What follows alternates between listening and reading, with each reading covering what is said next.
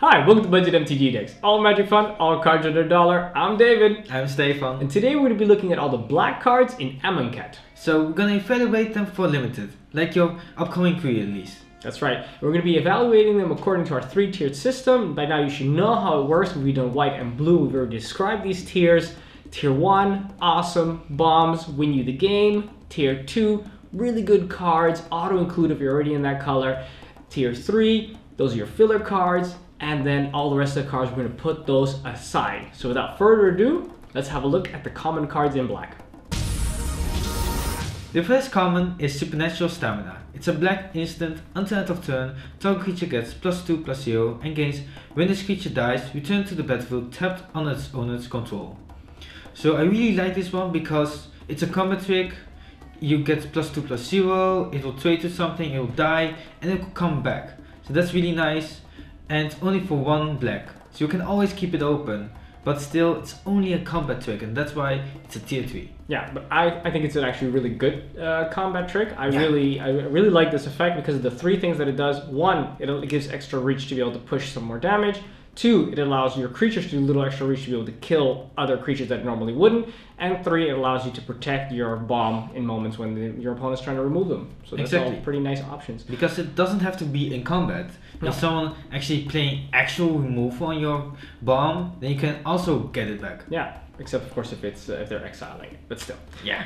Next we have Festering Mummy. For 1 black we get a 1/1 zombie, and when this guy dies we get to put a 1/1 -1/-1 counter on target creature. This is pretty cool because that means that it actually will be able to trade with bears, with 2/2s. Exactly, and it's really nice to just give something a -1/-1 counter just to shrink it a bit. Yeah, and the zombie is a relevant creature type on top of that. Exactly. Scarab Feast. It's a black, it's an instant. Exile up to 3 target cards from a single graveyard, and it has cycling. So, I mean, there are a couple of relevant things you can do with the graveyard, but is it relevant enough? And I don't think so. So that's why I just put it aside. Yeah, more often than not, it's going to be in your hand, and then you're going to think, so crap, okay, I'm going to have to cycle it because it's just not going to do enough. Exactly. Another card which is really good is Dune Beetle for 1 and a black. So for 2 mana, we get a 1/4 insect. This one's vanilla. Don't try to leak this one because this one is probably a dung beetle by the looks of it, so it's probably not going to taste too good. On the other hand, it will look really good on your side of the battlefield, being able to stop almost everything with this big butt. Yeah, exactly. A 1/4 for only 2 mana, that is actually a lot, and it will block so many things. Yeah, definitely tier 3. I mean, it doesn't push, it won't win you the game, but it's an excellent filler card. Exactly. Trespasser's Curse. It's 1 and a black, it's an aura curse, enchant player. Whenever a creature enters the battlefield under enchanted player's control, that player loses 1 life, and you gain 1 life. It seems pretty cool. I mean, every single turn the person gets a creature, you're draining 1 and you're gaining 1. But if you play this late game, then you're playing it, and what are you actually doing? Not that much. No. So that's why I just put it aside. Yeah, I think it's a typical trap card, which makes you think that it's going to do a lot in an ideal scenario, but when it turns out in reality, it just doesn't do as much. Miasmic Mummy is next for 1 and a black. So for 2 mana, we get a 2/2 zombie jackal. Okay, cool. So right on curve. That's a 2/2 for 2. That's fine. Also, when it enters the battlefield, each player discards a card. Okay, now since it's symmetrical, it doesn't really matter that much. I think it's a fine filler. I don't mind discarding a card if our opponent has to discard a card. And naturally, if we are building with a little bit of embalm around that, then we can make it even be in our favor. So yeah, tier 3. Exactly, and also a couple cards that actually trigger with few cards in hand and trigger with discarding cards. Sure. So that's also a small upside. Yeah, fine card indeed. Doomed Dissenter. 1 and a black, it's a 1/1 human, and when Doomed Dissenter dies, create a 2/2 black zombie creature token. So that's pretty cool. It's a 1/1 for 2. It isn't that nice, but when it dies, you get a 2/2. So you can chomp, and then you get a 2/2 for 2 mana. So 2 bodies kinda, and it isn't great, but it's still a good filler. Yeah, I think you're talking about 3 power and toughness spread over 2 bodies for only 2 mana. That's really good in my book. Yeah, exactly. It's kind of different because it's not in battlefield at the same time. That's true, but still. I mean, well, it's filler, right? Yeah, it is. Yeah, don't pull 3 of these cards and go, yes, I'm in black. You know, just see them as your normal 2/2 filler card. Next up is Wander in Death for 2 and a black. So for 3 mana, we get a sorcery. We get to return 2 target creature cards from our graveyard to our hand. It also has cycling for 2. Probably don't cycle this card. Just keep it in your hand for later on in the game where you can get your bomb and some other card back. I think that's pretty decent. Normally, we're paying 4 mana for this effect. Additionally, we also get the possibility to cycle should we not want to do it. So I think that pushes it over the edge. I would say I'll play it always in black, tier 2. Yeah, exactly. I mean, creatures will be dying anyways, and if you're actually in a pinch that you don't really have anything in your graveyard, you can always cycle it. Yeah. Painful Lesson. 2 in a black, it's a sorcery. Target player draws 2 cards and loses 2 life. I think in limited, especially in limited, card draw is really important, and drawing 2 cards for 3 mana is pretty nice, and the 2 life, I'll actually pay that. Yeah. So tier 2, always play this. 2 mana, late game is good, early game is good, so yeah.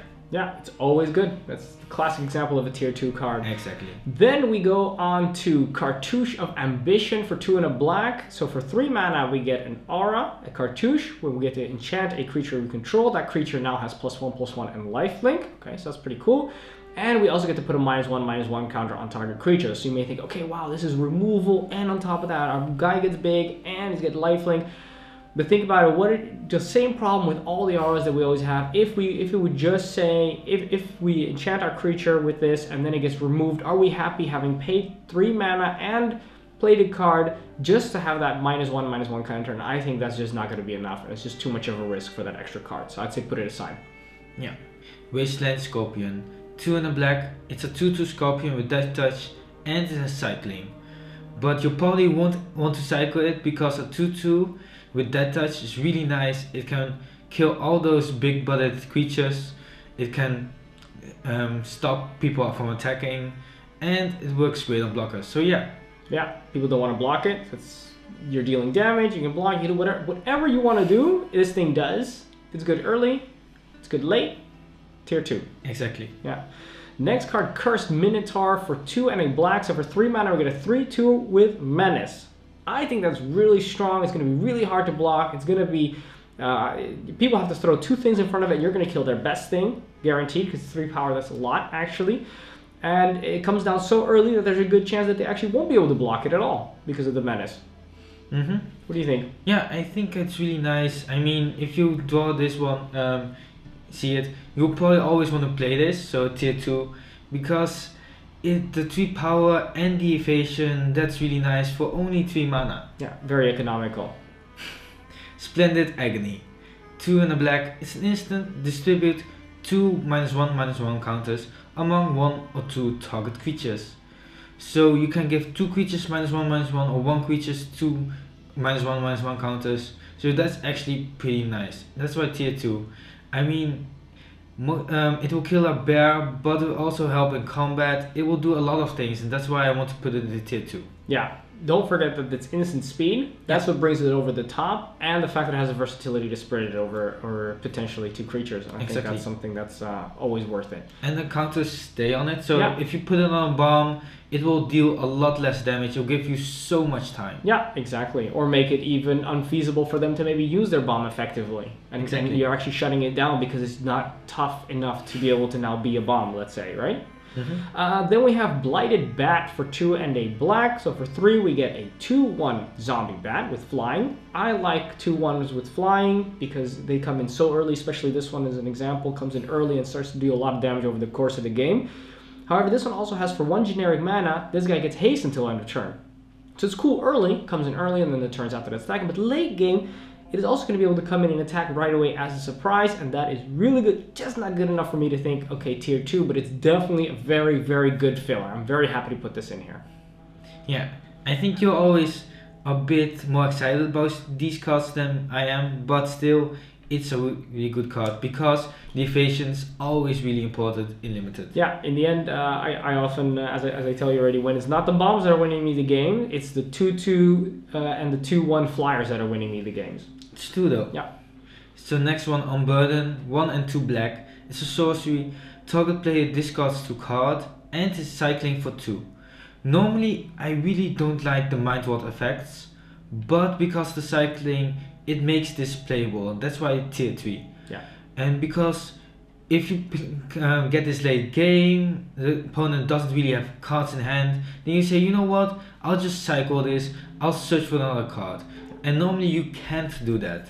You have to stick this card, it will stay in your hand, doesn't do anything. Yeah. So that's why tier 3. Yeah, Mind Rot effect I think is very powerful early game, because then you're really blowing your opponent out with those 2 cards that they're probably going to need. Mid game, it's also super strong, because then your opponent is going to be holding their bomb or their premium removal, those last 2 cards that they really want to play. They're going to blow those cards out of the water. But then late game, when they don't have those cards, then it becomes absolutely useless. And this card allows you to at least be able to cycle it out, which I think makes it also playable, right? Mm-hmm. Next card we have is Pitiless Vizier for 3 and a black. So for 4 we get a 4/2 Minotaur Clerk. Normally I don't like 4/2s because they trade with 2/2s, which of course we're paying 4 and our opponent might be paying 2 mana for that same card. However, this guy's got an ability.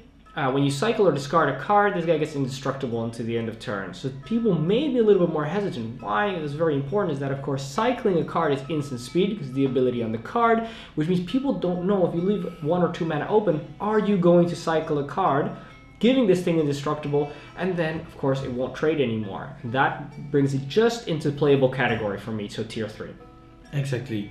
I mean, the thing is, with this ability, if you only have a couple cycling cards, the threat of it being indestructible is good enough. Yeah. Yep. Soul Stinger. It's 3 and a black. It's a 4/5 Scorpion Demon. When Soul Stinger enters the battlefield, put 2 -1/-1 counters to a creature you control.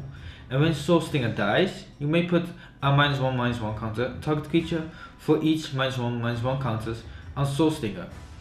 So it will come in the battlefield as a 4/5 for 4 mana, which is great, but it might be of a 2/3, and when it dies you can get 2 -1/-1 counters on something else, which is also pretty neat. Yeah. I don't mind killing my bear, I think, to make sure that I've got a 4/5 on the battlefield. Exactly, Yeah. me neither. And if you only have like a 1/1 token somewhere, you can kill that off too. Yeah, exactly, because you can put both -1/-1 counters on that 1 toughness creature. Yeah. It's pretty sweet. So it's a really good filler. Yeah. I'm always happy playing this Yeah. one. Then we go to Final Reward for 4 and a black. So for 5 mana we get an instant, and this one says exile target creature. Yay! Tier 2 removal. Awesome. Goodbye, nice little embalmed creature, because you are not getting embalmed anymore. That thing is exiled. Super good. Premium removal. I love it. Always play it in black. We got a couple of these, I'm looking at black for sure. Yeah, I mean, it's instant speed, it's exile, so you can also kill gods with it. Yeah. So it's really, really good. Yeah, don't forget, hits those gods. Yeah, so unconditional removal, when don't you want it? Yeah, it also hits that Pitiless Vizier even if it's indestructible. Yeah. So the last common, Horror of the Broken Lands. 4 and a black, it's a 4/4 horror, which is already really good. And when you cycle or discard another card, Horror of the Broken gets +2/+1 until end of turn, and is cycling 4 black. So it's a 4/4 for 5, pretty good. And then it only has upside. If you cycle, only gets bigger and bigger. Yeah. So, I mean, you always want to play this. You always want to play this. Yeah, tier 2, auto include if you're in black. Exactly. Those are the commons. Let's have a look at the uncommons. The first of our uncommons is Ruthless Sniper. For 1 black, we get a 1/2 human archer that states that whenever you cycle or discard a card, you may pay 1 generic mana. And if we do, get to put a -1/-1 counter on target creature. Now we have these effects before, and normally we say put those aside because we're just not going to be able to get enough of those cycling to be able to make it worth it. However, this one has a notable difference. This one's tier 3. Why? Because it's 1 mana only, comes in super early, and it is also a body with the potential upside very early to already start making use of this effect. So that is why I think it's actually playable. Yeah, and with the 1/2s, you've seen a creature that puts a -1/-1 counter on your creature when it comes into battlefield, and there will be more upcoming. So if you put a -1/-1 counter on it, it's still a 0/1 with an ability. Yeah, exactly. So it's a nice little target. Yeah. Yeah. So that's important to remember with the 1/2s. So yeah, tier 3, decent filler. Lay Bare the Heart. 1 in a red, 1 in a black. So you're getting ahead of yourself once again. again. I'm like, we'll get there. This already. We'll get there. We'll get to red. I mean, I really like the comments, so let's go to the next one. Lay Bare the Heart. 1 in a black sorcery. Target opponent reveals his or her hand. You choose a non-legendary, non-land card from it. That player discards that card.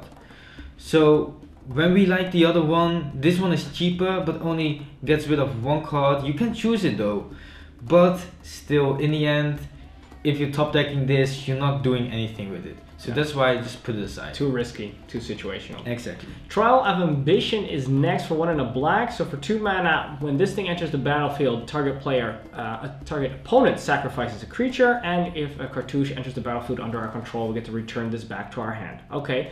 Just even if we play no cartouches whatsoever, it is a fine fillable removal card. Naturally, we don't get to target, but still the fact that we get to remove a creature, they have to sacrifice it. If it's their only creature and it's indestructible, it also gets that. I think it's quite decent. Not tier 2, still just tier 3 filler though. Yeah, exactly. The thing is, with 2 mana, someone sacrifices a creature. If you need removal, it's still removal. Most of the games you will not have that many things opposed to you, many creatures. So getting it in is pretty good. But the problem is, if they have more creatures, they can just sack a small thing. Yeah. That's why I want to put in tier 3, because you cannot target. Yeah, true. Baleful Amonkhet. 2 in a black. It's a 4/3 crocodile demon. Yeah. Lifelink. And when Baleful Amonkhet enters the battlefield, put a -1/-1 counter on target creature you control. So a 4/3 for 3 mana and lifelink is insane. And worst case scenario, you have a 3/2 with lifelink for 3, which already good enough. Yeah. So tier 2, you want to play this. It is so sick. Plus, important to remember that Amonkhet, it says crocodile demon, but actually what it is a part crocodile, part lion, part hippo.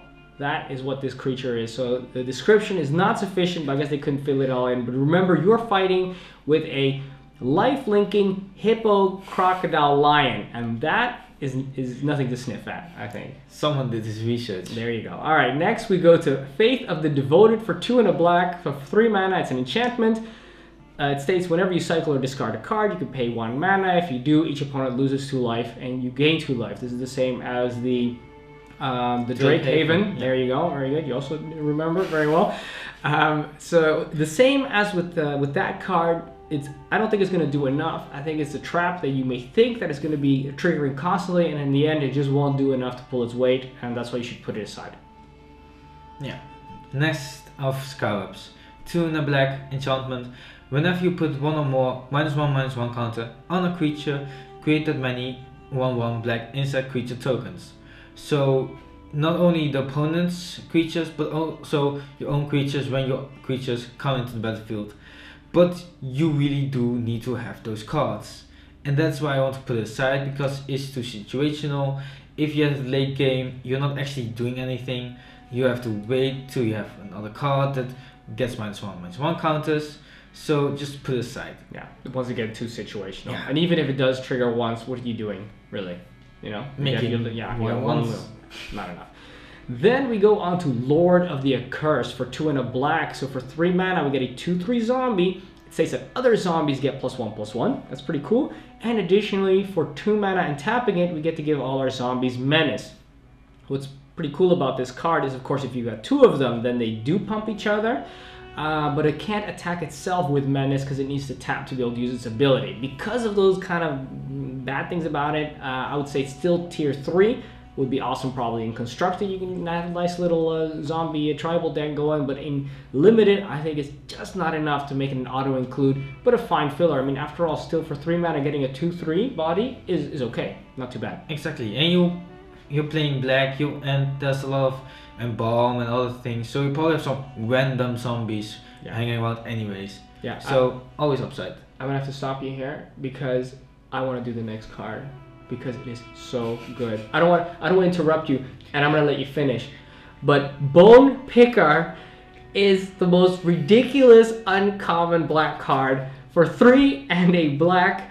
For 4 mana, we get a 3/2 bird with flying and death touch. But if a creature died this turn, it doesn't even have to be your creature. It could be your opponent's creature. If a creature died this turn, it only costs 1 black mana. What? What's happening? What's going on? It's an awesome buzzard thing that... it's just too good. It's just too good. Yeah.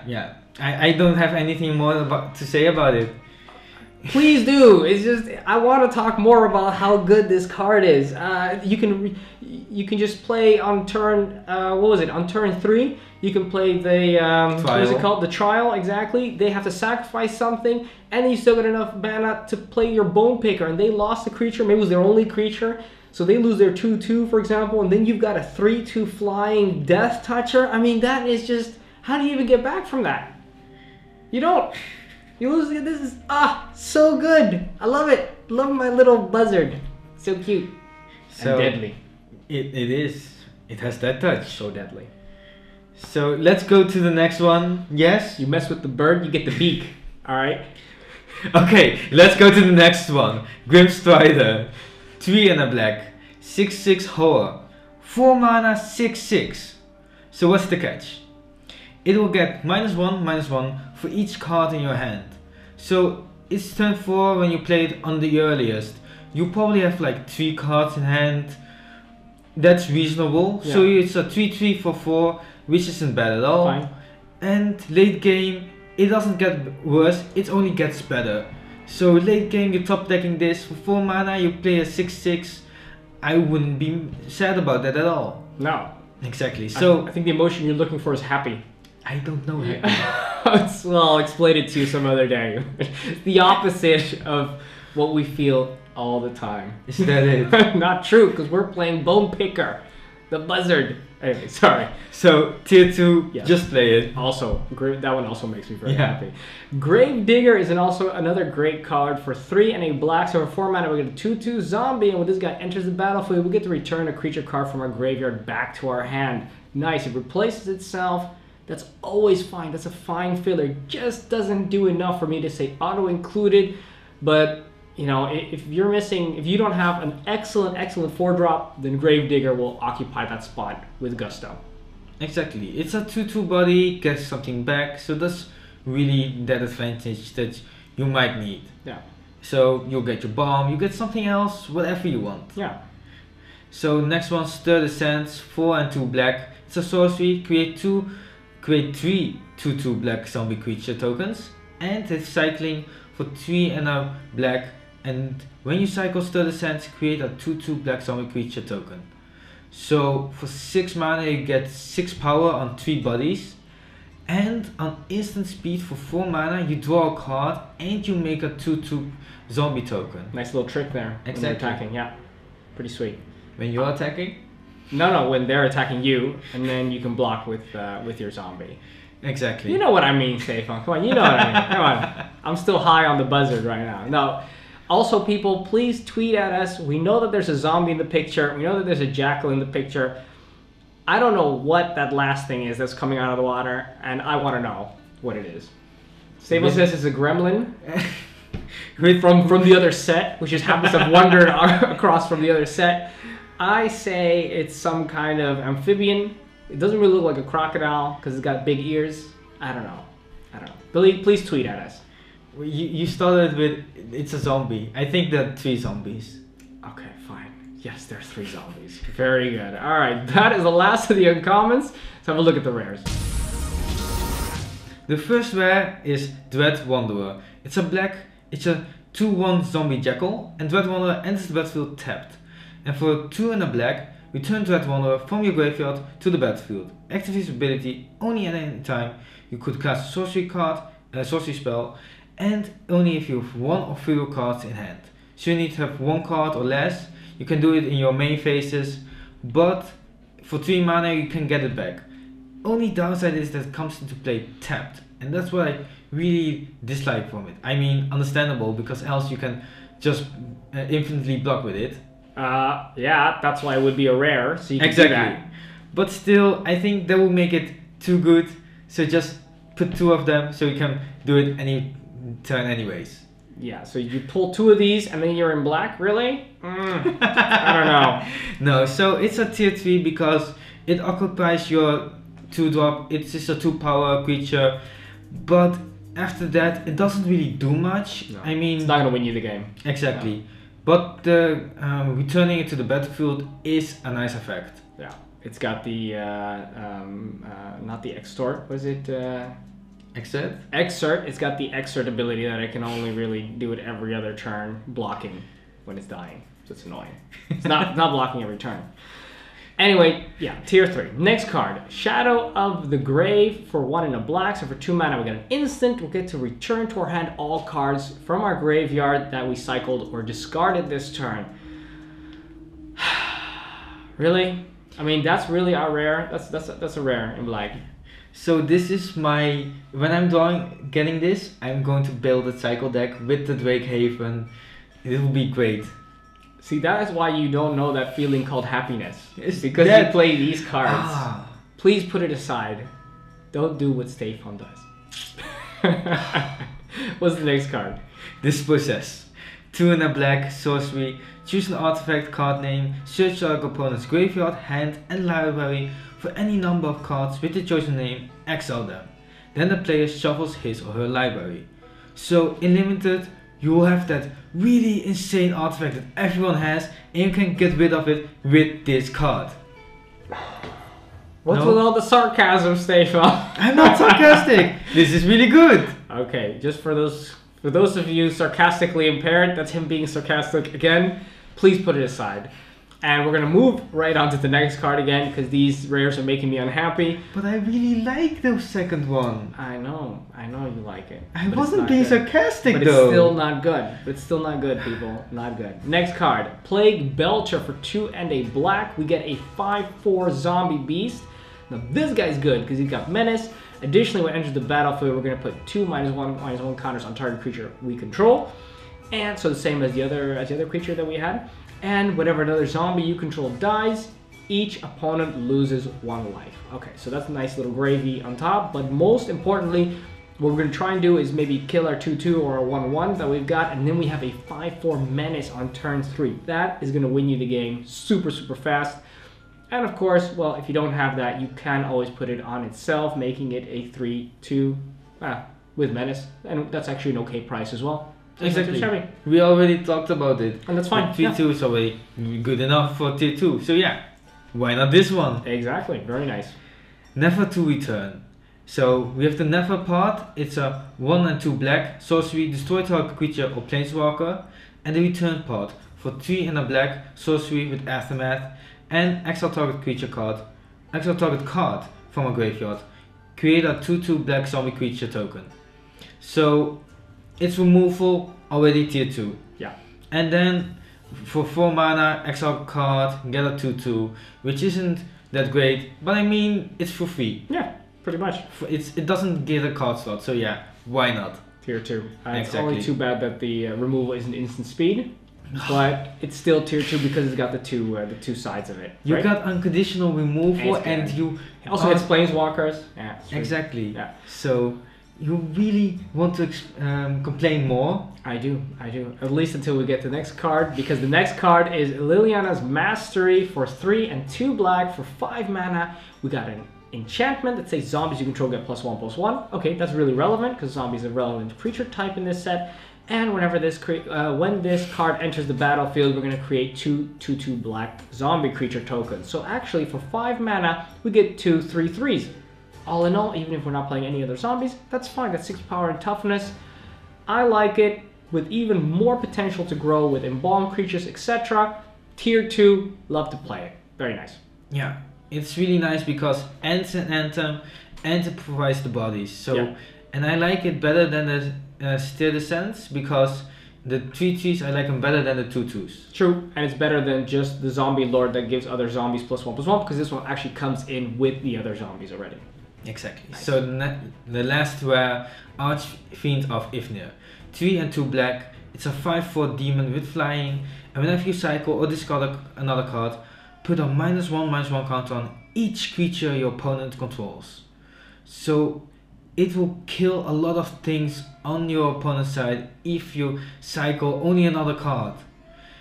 And if it doesn't, it shrinks every single thing. And it also has cycling itself, which you probably don't want to use it though. Don't do that, no.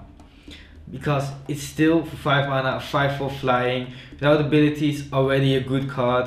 And now, with all the other things, tier 1. So strong. Exactly. So strong. Absolutely. This thing's going to so win you the game. And the art looks like it was eating something and you were trying to sneak past it, and then you hear a twig go underfoot, and then you look to your side and then you see it looking at you just like this. And then you think, oh no, I'm about to become lunch. That's what this picture looks like to me. In either case, always play it. Those are the rares. Let's have a look at the mythics. So let's start the mythics off with a god. Bantu the Glorified. It's 2 and a black. It's a 4/6 god with menace and indestructible. But he cannot attack or block unless a creature died under your control this turn. But luckily it has an ability for 2 and a black. You can sacrifice another creature. And you can scry 1, and each opponent loses 1 life, and you gain 1 life. So the problem with this one is you'll be sacrificing your own things, and then you lose power. I mean, you can attack with a 4/6, but you can also block with it. But what are you doing when you're blocking? So in the end, is it worth it? You're scrying. I don't think it's good enough to say, if you're seeing this, we're playing black. I mean, it's still a good card. Yeah, but it's just not so good that it's going to automatically win you the game. You're going to have to sacrifice your stuff, and you're going to have to pay to sacrifice that stuff. And even if you do attack with the menace 4/6 indestructible, you're still only doing 4 damage, and it doesn't have vigilance, so it's also not going to be blocking in your turn. They might attack you with their own 4/4. Yeah, but if you want to block, you have to sacrifice something again. Yeah, it's just the other gods all basically automatically turn on at a certain point of the game. Yeah. And this one does not. And that, I think, makes it much worse. Yeah, because you really don't want to sacrifice your own things repeatedly. Yeah. I mean, of course, there are situations where you're like, oh, this will give me something, but it will not always give you something. And that's why it's still a tier 2, because it's still a 4/6 indestructible that can do a lot of things. Yeah. But still, not what we're looking for. Exactly. Yeah. Looking at the gods, I think this is one like my least favorite god. Yeah, absolutely. It's too bad. And I really like black though. Black is amazing. Another really good black card is Liliana, Death's Majesty. For 3 and 2 blacks, so for 5 mana, we get a 5 loyalty planeswalker. The +1 is create a black 2/2 black zombie creature token and put the top 2 cards of our library into our graveyard. The -3 is return target creature card from our graveyard to the battlefield. It all of a sudden is also a zombie now. And its -7 is destroy all non-zombie creatures. Once again, very strong. It comes in, we can immediately get our bomb back to protect Liliana by -3 it. We don't have that. We're just going to create a zombie and start throwing stuff in our graveyard and create a zombie every turn on top of that, which can also protect it. Planeswalkers are strong and limited, super strong. Planeswalkers, they can protect themselves with creatures that they create are even more powerful. And this is a great example of an awesome tier 1 Planeswalker card. Exactly. It comes in, it makes a creature, and in other modes, it reanimates a creature. So it's so good. Super powerful. Yeah. So tier 1, if we're seeing this, maybe we want to play black. Pretty sure. Cruel Reality. 5 and 2 black. It's enchantment, our curse. Enchant player. At the beginning of enchanted player's upkeep, the player sacrifices a creature or planeswalker. And if the player can't, he or she loses 5 life. So for 7 mana, you're playing it. Next turn, it sacrifices something, and then it keeps on sacrificing some things. So it will have to play a creature every single turn to keep the same amount of creatures. Else they're just losing and losing and in combat. So in the end, you're just winning. Yeah, exactly. This is an example of a card. Usually, when you look at enchantments and they come down, they do anything, we don't like playing those because they don't change the situation. You have to wait till later on till they do something, and it's just not enough, and you're just losing the game as the game progresses. This is an example where I don't think that is the case, because it comes in and the effect is so strong, the effect is so powerful that they're fighting an uphill battle, and if you were losing at this point, this card is going to turn it around. This is not just a 2/2 Drake every now and then. No, this is killing a creature every single turn, and if they can't, it is basically knocking them down from 20 to 15 to 10 to 5, and then they're just dead. So I think this card is definitely tier 1 and will win you the game if you pop it down. Exactly. Yeah, well, those are the mythics. Let's have a look at the conclusion. In conclusion, I love black. Wow, black has got so much good stuff. Usually when you're looking at these colors, the most important part is going to be the common cards. Why? Because those are the most cards that you're going to be grabbing, and those are going to be all the cards you're going to have available to you. And the rares and the mythics, sure, you're going to have splashed every now and then a good card. So the commons are the most important. And black has simply the most powerful commons in the entire set. They are so amazing. I love them. And on top of that, the uncommons are also really good, which is the second most common uncommon cards that you're going to be getting. So that is, of course, also very important. The black has them in spades. It's got great evasion through flying and menace. It's got awesome removal through -1 counters and simply destroying or exiling things. It's got actually big creatures. It's got 5/4s, being able to deal tons and tons of damage, or maybe you have to kill one of your creatures or make one of your other creatures smaller, but then you've got really big things that can attack. It's even got good abilities, other kinds of abilities on their creatures. I think a very powerful color, and I don't mind playing this one as my main color, I think, during the pre-release or just when I'm drafting. No, exactly. I always like black, and looking at this, I'm getting really excited to open black because there's so many good cards, so really cool cards. Yeah. So yeah, just really excited to open it. Yeah. Just also fun to just start playing with those -1/-1 counters again. Exactly. Right? Well, that is it for black. Don't forget to subscribe for the most powerful decks and advice everyone can afford. Join us on Facebook and on Twitter. That's it. Thanks for watching. I'm David. I'm Stefan. And this was Budget MTG Decks.